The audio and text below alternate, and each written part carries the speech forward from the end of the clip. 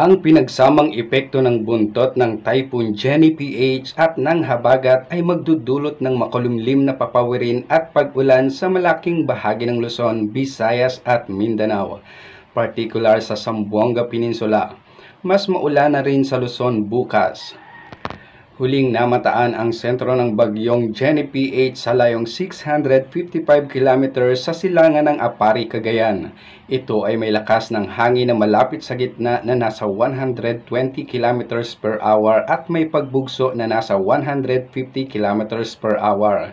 Ito ay kumikilos ng hilagang kanluran sa bilis na 10 km per hour. Ito ay may lawak ng hangin na nasa 560 km mula sa gitna. Ang sentro ng bagyong Jenny PH ay nasa Philippine Sea, pasilangan ng extreme northern Luzon. Ang direktang epekto ng sirkulasyon nito ay mararamdaman na sa Cagayan Valley simula bukas, Martes. Bagamat malayo pa ang buntot o trough ng bagyong Jenny at mga kaakibat nitong mga thunderstorm ay magdudulot ng mga makulimlim na papawirin at pag-ulan sa malaking bahagi ng Luzon, kasama ang Metro Manila ngayong araw.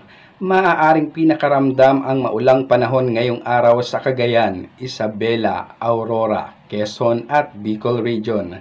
Ang bagyong Jenny ay nakikitang lalapit sa extreme northern Luzon sa Miyerkules o Huwebes, kung saan maaari itong magdulot ng masungit na panahon. Hindi pa inaalis ang posibilidad na ito ay maglandfall sa Batanes, Babuyan Island o sa dulong hilagang bahagi ng mainland Luzon.